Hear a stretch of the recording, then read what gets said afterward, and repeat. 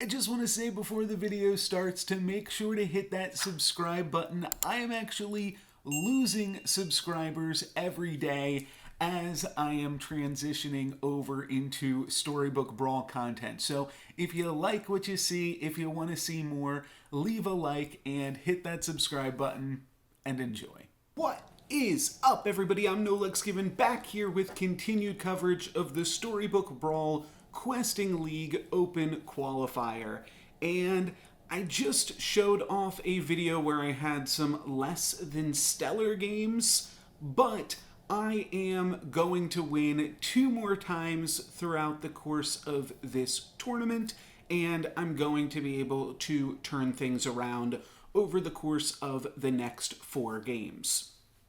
In this game, we have a Wonder Waddle who is generally considered one of the best heroes, if not the best hero, but in the previous round, I actually just got an 8th place with Wonder Waddle, so I do think that there is certainly something to be said for maintaining your composure and things of that sort as far as tournaments are concerned. In this shop, we see a pretty decent start here with the Wonder Waddle. We see a copy of, or a pair of blind mice. And so what I am considering doing here is different combinations of things, but basically if I buy and sell the unicorn, then I can lock the shop. I'm just like debating if I want the unicorn or not, but I think that next turn I will certainly want to cast that roll to try to grow my Wizard's Familiar a little bit, so I probably want to pick up the 3 blind mice, try to find a treasure that interacts with spells in some capacity or makes my board a little bit bigger, and then cast that free roll and look for another copy of the Wizard's Familiar. And I see Ring of Rage, I see Dwarven Forge, I see Fool's Gold. Honestly, I think the Fool's Gold could be really, really strong this early in the game, and I'm really curious. Also, Ring of Rage is just a really powerful spell, so I'm really curious what other people would take in that spell slot there. I do think an early Dwarven Forge on Wonder Waddle is really powerful because it just means that you can make treasures out of absolutely anything, and then you can start to buy some dwarves rather than buy some of the less than stellar animals once you hit level 3. But I'm really not sure if that was the right play. Ring of Rage probably isn't super great while I don't have that many minions even yet. It would have saved me 1 health on this combat, or 2 health actually, because the donkey wouldn't have spawned anything at the end there. But I don't know, maybe it really is just Fool's Gold. Fool's Gold seems a little bit awkward because of these Wizard's Familiars, and obviously I wouldn't be able to do like Sleeping Princess plus Spell here, as I think that's what the play is going to be. But honestly, I really like just picking up the stags when I am Wonder Waddling, and I can pick up the stag, I can put it in a position where it's attacking first and buffing the Sherwood Sure Shot, and I think that's going to give me like the best board moving out of this turn, so I do think that that is what I'm going to go for. Obviously a 10-8 would be great as well, but if I had Fool's Gold, I mean, I wouldn't be able to flip over a Sleeping Princess, but Fool's Gold could go a pretty long way on Wonder Waddle, and I picked the Dwarven Forge because I knew that I had some really good games previously where I took an early Dwarven Forge on Wonder Waddle. But really, in hindsight, I think that I should just be going for the Fool's Gold here. Potentially even the Ring of Rage. The Stag is going to be enough for me to win that combat. That's pretty good. And then I do get to pick up a upgraded Wizard's Familiar. And this, I mean, now I'm probably going to wind up picking up the, it's actually tricky on Wonder Waddle. I like the spinning wheel, but I also just like skipping a lot on Wonder Waddle because you are going to get so many treasures that you're probably replacing that spinning gold soon anyways. So actually, I think just getting it out there is a pretty good move. But what I was going to say is that I do generally kind of like upgrading some early Wizards familiars on Wonderwaddle. You think about Gwen, which there is no Gwen in this lobby, but you think about Gwen's hero power, just give yourself an upgrade, and a lot of times you just wind up casting that on Wizards familiar anyways, just to have a lot of staying power in the early and mid game. And so if Wonderwaddle can just do that, I figure it's not really that bad either. Now, we do want to find some other ways to improve this board here, and some of our opponents do start winding up having some pretty powerful things going on. But, I mean, I think this is going to work out for us. Oh, the Baby Root hits the 1 in 3 that allows it to survive and then even grow with the Darkwood Creeper. If that Baby Root had died, then we would have been able to, well, the Baby Root would have been dead, and then we would have been able to take out the Happy Little Tree as well. So a little bit unlucky, but then we see both Ball and Hat. So that's going to be pretty good. Unfortunately, we can't pick both of them up here, but that's really why I like just pursuing these 3 drops as aggressively as I can. I'm going to cast the Ice Shard because it is a free spell now, and I will make sure that we are doing stuff with our spells. That could have been really sweet. If we hit a good unit there, then we could have flipped it. Don't really want to cast this on the Stag, because that's going to allow us to create some 3-drop treasures, and there's no evil animals even that we could roll into. I will take this 3 blind mice, I suppose, because there are still level 4 treasures that I'm interested in. Mostly Forking Rod, but still the... Oh, now I'm blanking. Mostly Forking Rod, but still the Deck of Many Things could be good, because that's just going to grow our Wizards familiar by +2/+2 a turn. So that could be good as well. Honestly, not the best start for Wonderwaddle, though, and our Stag getting attacked is also going to be a little bit unlucky. Honestly, we're in like a fine spot, but this Cupid is unfortunately just going to be wrecking us here.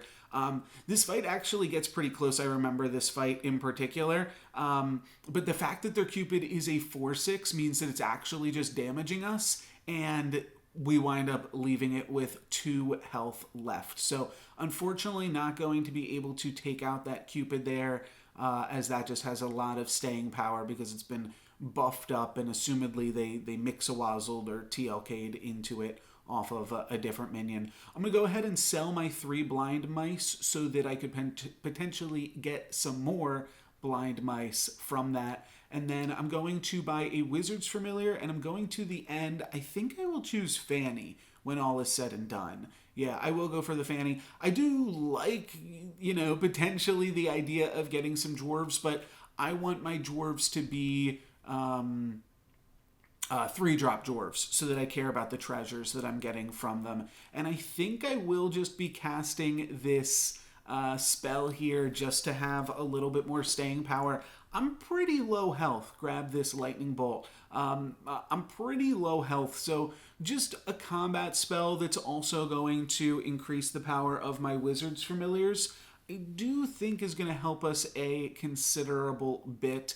And you got to remember where this is coming from. I just got an 8th place, and previous to that, I think I got a 7th place, and then a 5th place before that, the 7th and 5th place the day before, but still. So I think that well, you don't want to let those games like cloud your judgment. It is certainly going to change the way that you play, because you're kind of you're reacting to the relative strengths of the lobbies of your competitors. And it's easy to kind of, like, this is my first Storybook Brawl tournament in any capacity, and I think that tournament games will play a lot different than ladder games, because I think in ladder games people are willing to try some sillier stuff. There's potentially more high roll potential, but in tournament games people are going to just be focusing a lot more on the current turn and really putting a lot of emphasis on that. So I am going to grab a Wizard's Familiar here, and Secret Stash seems as good as anything here. I do think that Hermes Boots is also fine, but it's not really that good with Wonder Waddle, and I do want to pick up something so that I can activate this Crafty here. If I'm taking this Black Cat, I'm probably just skipping and then casting this Lightning Bolt or something similar to that. Yeah, looks like that was the plan. Just take a free Black Cat upgrade. But we're doing okay here. Now we've got 2 Wizards Familiars. We've got the Crystal Ball. So if we really start to spend some of our gold to just be casting some spells, I think we're going to be in a good spot. And this is a really interesting position, and I'm surprised that I don't lock this shop here because it's got 2 different 3-cost dwarves that could potentially help us build to some treasures.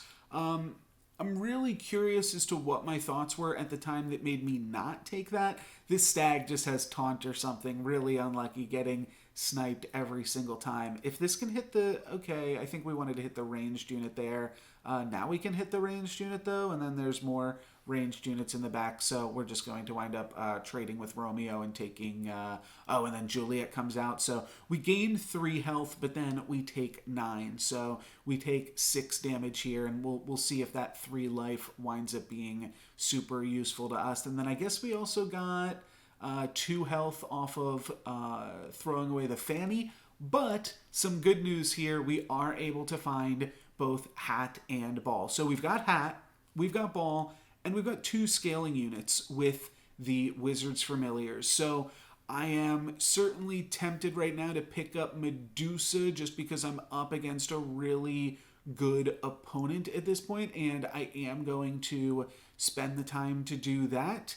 And there's no way I go for Falling Stars here, right? Yeah, I'm pretty sure I should be rolling, and wow, they just want to give me Falling Stars. That's all they want. I also did pick up the Medusa because it is good to have a monster that we can cast monster-related spells on. We see an Aeon, and I lock for the Aeon. That's kind of an interesting choice there. I'm curious if I will stick with it. I always really like picking up 1 Aeon, right? That winds up being pretty useful, and I'm moving around this stag a whole bunch, but I do think that just leading with my big Wizards Familiar is going to be good. Now I'm considering the Aeon. I think I'm just going to leave it, but Hatball can be tricky, of course, because you need to make sure that you're spending all your time in the shops, and then you kind of think about positioning, and then I was thinking, wait, now that I'm seeing my positioning here, do I really want to lock this Aeon, or do I not care? But I had kind of already made the decision. So there goes the Romeo. That is not going to summon a Juliet, and they're going to trade with our pig, but I think that, yeah, we will be able to take out this Sherwood Sure Shot. Either way that it hit, we would have been able to take it down there and won the game. So Magic Research is good. Am I going to take this Aeon, though? That is the question. There's also a Monster Book, which just casts some more spells, but we're definitely out of Monster Book capacity here. But looks like I am just going to go for the spell and decline to pick up the Aeon at this point. And I do think that that is probably pretty wise. We are up against Peter Pants, and we don't have a prince, but we also don't have a tree. So I'm going to go ahead and take this Nutcracker and then cast the Prince's Crown or whatever that card is called on that. We get to upgrade a Crafty because it only takes 2 to upgrade, so this is totally free. It's just a bunch more stats on the board because we can skip after that point. Oh, I like that play. Yeah, pumping up the Medusa, I think, is good, so that way the stag doesn't even have to attack now. And then I actually find another dwarf, so that is kind of a sweet one. I probably want to put Medusa in 1 at this point because we really don't need it to get the buff from the stag. And then I'm going to lock for the Spellweaver, but then I'm going to quickly purchase the Spellweaver and unlock the shop.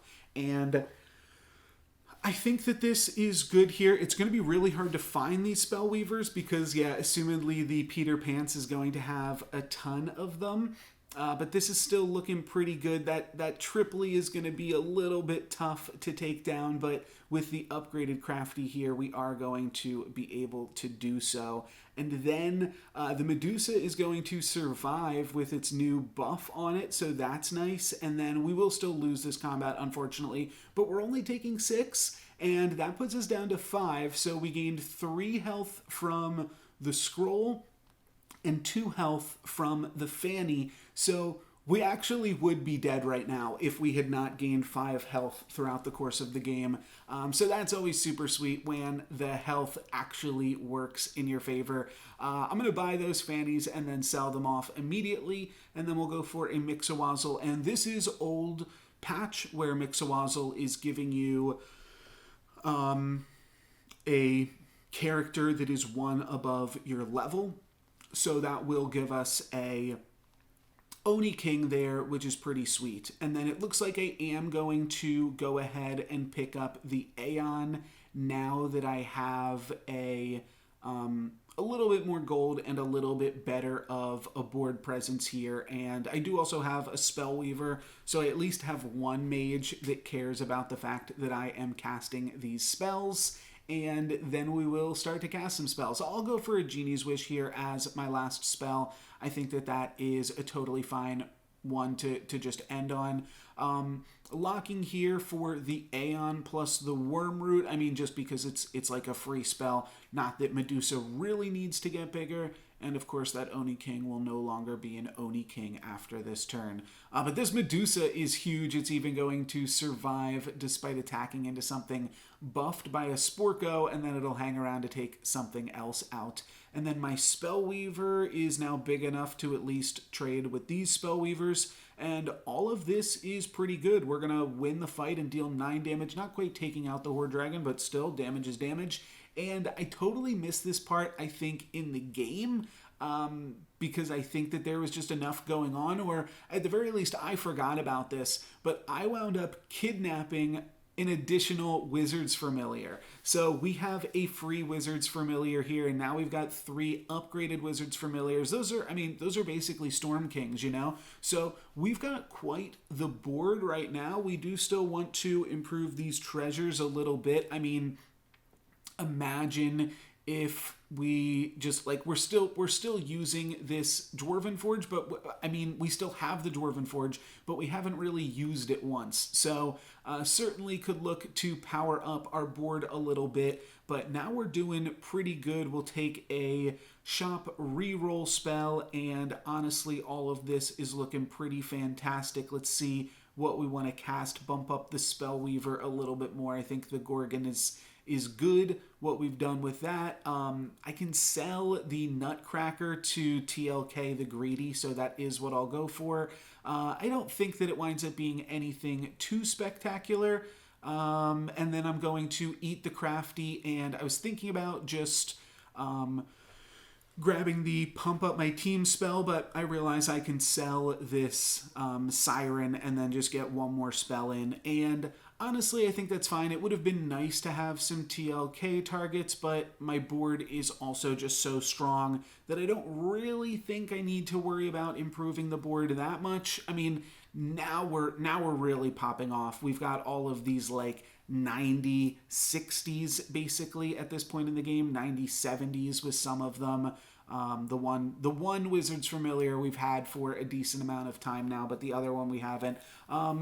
That's kind of interesting to skip there. I guess I just decided that the 2 gold was going to be worth it. Not that I really want the Dwarven Forge, but really just that I'm valuing that 2 gold pretty highly. So now I'm putting a Spellweaver in the first position. I don't know if that's necessarily the best idea, but we'll TLK the Medusa here and just try to keep on growing our board, and we'll see how much that 2 health winds up being useful. I do like this a lot better. Oh yeah, that's much better. Put the Aeon in the first position, so that way the Aeon can start going at it here. And we do have a croc bait. I think I do wind up going for... Oh no, I actually don't go for the croc bait. All right, well, I like not going for it there. And then we will just keep rolling. And honestly, I think at this point we've stabilized at this health total. I think I was just checking there to see if my Angry had any buffs on it. And we'll just roll.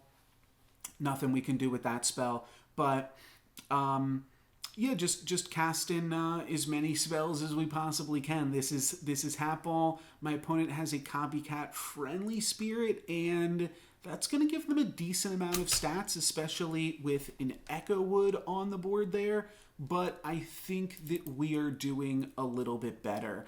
And not too much better, though. We will just barely win this combat. I am just making sure that my camera doesn't shut off on us throughout the recording. Okay, great. And here we have a TLK, but no real TLK target. And that is the downside, of course, of like the fact that I sold through the sirens and stuff. But honestly, like, our board is so good, we don't really need to improve our board. And that's why I really didn't hate that as a play, because we already have effectively 4 Storm Kings. And then we've got 2 Spellweavers, and we've got an Aeon, which the Aeon could certainly get benched. We could just use it as basically an extra treasure. And that is kind of how you can look at Aeon sometimes, is that it's just like a treasure that sits there. But yeah, either way, we will cast a few more targeted spells here. Wow, we actually get a number of additional targeted spells. Then I think I'm going to go for the Dream. I don't really need another treasure at this point. I'd like another treasure, but I don't need it. And actually, if I want another treasure, maybe Morgan Le Fay is the best way to get an additional treasure in here. So I Dream, and we go into Morgan, and then I am locking for Evil Twin to upgrade my Spellweavers. Don't think I love that, but it's what I decided to do there. So we will get a Slay there, and then the Good Boys will start to pump up my opponent's team. But honestly, these Good Boys are not looking like they are going to do enough. They also do not have a Juliet. Let's see, that attacks in, but yeah, then we're going to be able to attack and get them there. So we're now like beating one of the lobby leaders. Let's see if we also have what it takes to beat Pan, but I am going to upgrade this Spellweaver and just immediately skip the spell. I like the Ivory Owls, and then I will cast a... Oh, okay. Now that I'm down a Spellweaver, I'm thinking I will take this Court Wizard, because I do just need another mage to receive buffs from Aeon. And honestly, like, if this was my play, I think I should have just rolled rather than tried to cast the Evil Twin last turn. But I suppose it's fine. We'll grab the Court Wizard and throw it in there. Gigantify is a nice one. We can put Gigantify on the Spellweaver to make it survive the 30 damage spell. I'm just going to go ahead and cast it on that, and then other spells will probably go on the Court Wizard here. Shard of the Ice Queen is tempting. It'll give the whole field +4/+2. But I think I just really want the Court Wizard to be a ranged unit. So yeah, we'll just go for that and have that stay as it is. I'm not really sure there's like an evil unit that I would necessarily want it to be or anything like that. I am going to put the Spellweaver in the final position. That's kind of interesting. But my opponent's going to get a pretty nice dragon hit. It looks like, though, my board should be strong enough to just barely survive. Look at that, down to 5 health. 17 health is pretty comfortable. The Court Wizard actually doing some good work there as a ranged unit, so I deal 1 extra damage to my opponent by not casting that shard. And we actually have the opportunity to pick up an additional Spellweaver here. I do think that that is worth the 3 gold. It's just going to grow so much faster than the Court Wizard. But maybe I don't want to spend the gold at all. I don't think I should buy the Aeon. I do think I should buy the Spellweaver, but I disagree. So I am not going to go for that play. And I am going to go for the Croc here. That's what I thought, that I did wind up going for a Croc at some point in the game.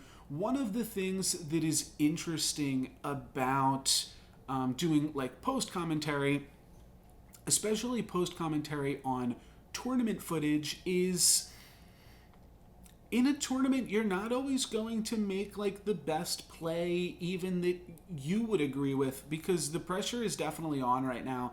And I do think that that is worth considering for all tournament players, just in terms of like giving them credit and understanding what they are going through as they are playing.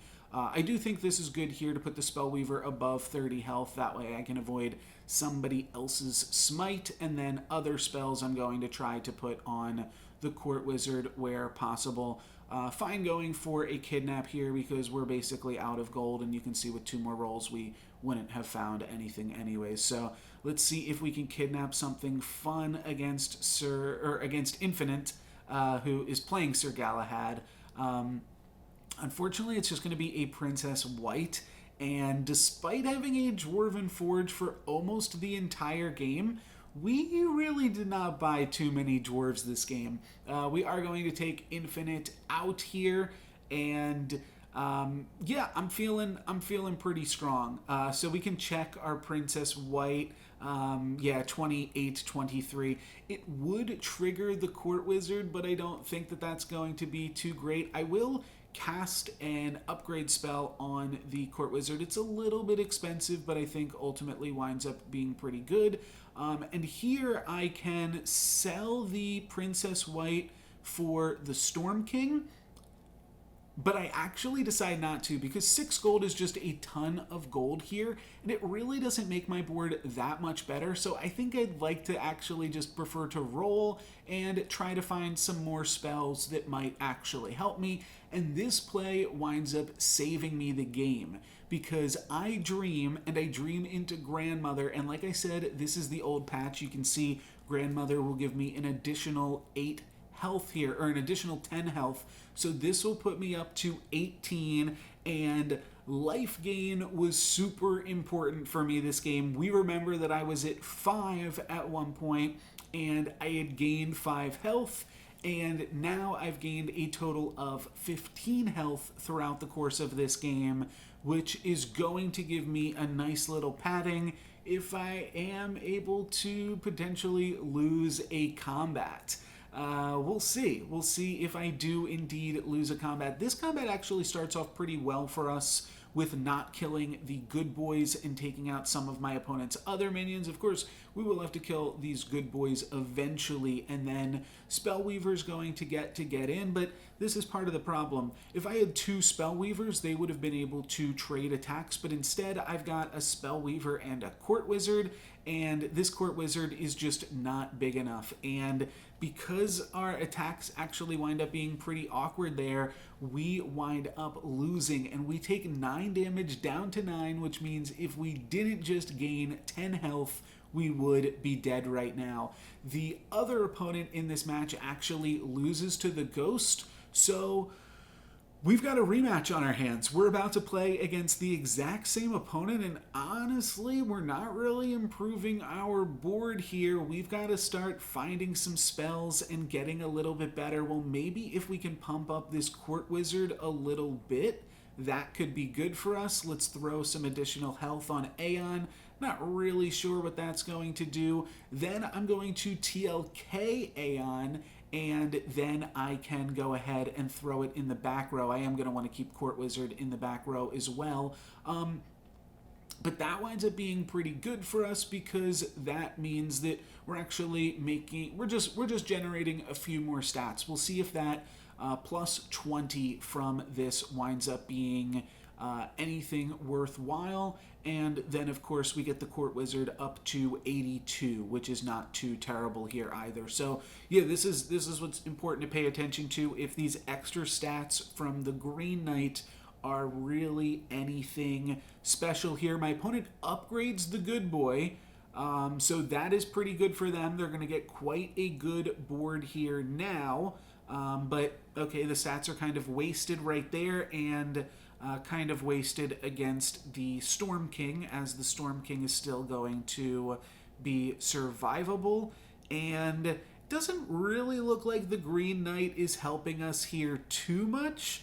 But the Court Wizard does get to do something. It gets to take out the Juliet, and then the Green Knight gets to trade, and I think that's lethal. Yeah, that's 15. So despite just losing the previous battle, we are going to be able to find a win in this one. And this was a sweet game for a number of reasons. Like I said, I had just played Wonder Waddle in the previous one, and got 8th place, so to get a 1st place immediately following that was obviously super sweet, but I'd also basically almost died twice in this game, and I should have been dead twice in this game because I gained 5 health and then I go down to 5, and then I gained 10 more health and then I drop down to 9. So things definitely got really scary, really close in this one, but we were able to pull it out here with a Wonder Waddle victory, and that is going to give me 3 wins. And in the next 3 rounds, I'm actually going to get 1 additional win,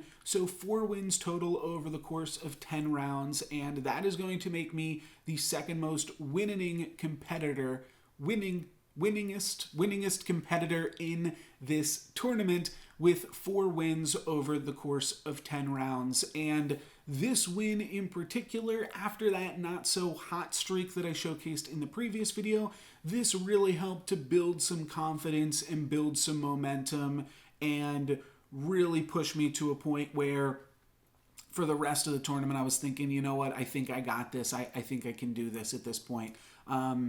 So that was definitely sweet, and yeah, really happy with my performance in this game. Obviously some things that I would potentially change, but when you're hatballing, you know, you can only play so perfectly. So I'm still happy with what we've done here today, and that's going to be it for this video. Make sure to subscribe if you want to see continued coverage of the Storybook Brawl Questing League. New videos every day at 9:30 p.m. EST.